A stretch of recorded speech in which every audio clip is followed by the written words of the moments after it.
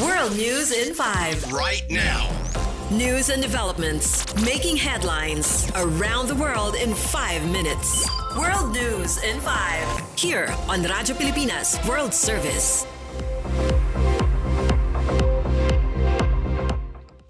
Good day to all of our listeners here on Radyo Pilipinas World Service.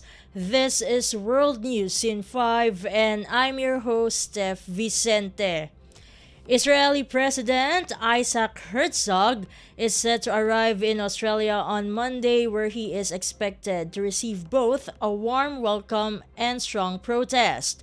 According to CNN, Australian Prime Minister Anthony Albanese invited Herzog to show support for Australia's Jewish community after 15 people were killed in a Hanukkah festival attack near Sydney's Bondi Beach, the country's worst terror incident. While the government says the visit is meant to promote unity and support a grieving community, many Australians have criticized the move. Some activists accuse Israel of genocide in Gaza, a claim Israel denies, and have been called for Herzog's arrest. Large protests are planned in up to 30 cities, with the biggest rally expected outside Sydney Town Hall. Organizers say thousands of pro-Palestinian demonstrators will gather peacefully despite police warnings and restrictions in the area. Major Jewish organizations in Australia have welcomed Herzog's visit, saying he can help comfort and strengthen the community during a difficult time. In other news overseas, Australia's Liberal National Coalition has reunited more than 2 weeks after splitting over hate speech laws. The BBC reports Liberal leader Susan Ley stated the coalition is now focused on the future, appearing alongside Nationals leader David Littleproud in Canberra. The split happened in January after the Nationals refused to support new hate speech reforms introduced following the deadly Bondi Beach attack, where 15 people were killed at a Jewish festival.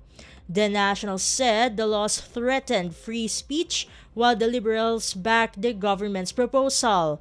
The legislation includes banning groups that spread hate and imposing tougher penalties on those who promote violence.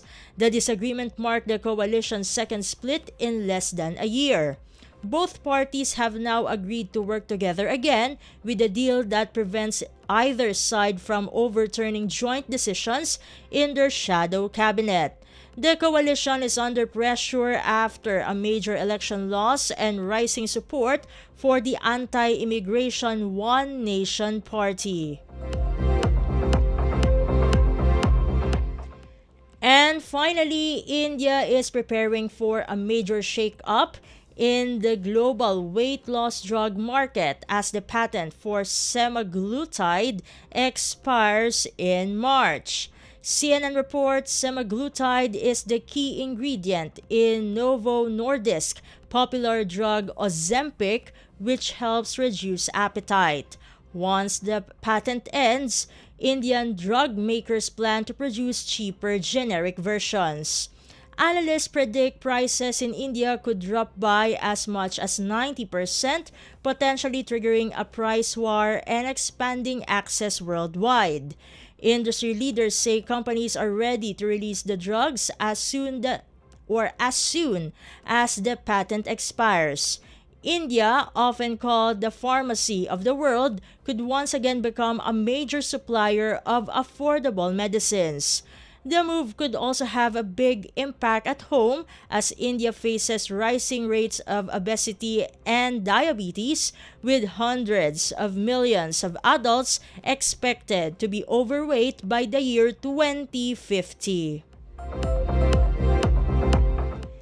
And that concludes today's edition of World News in 5. For Radyo Pilipinas World Service, this has been Steph Vicente. Good day and stay safe, everyone. World News in 5. Right now.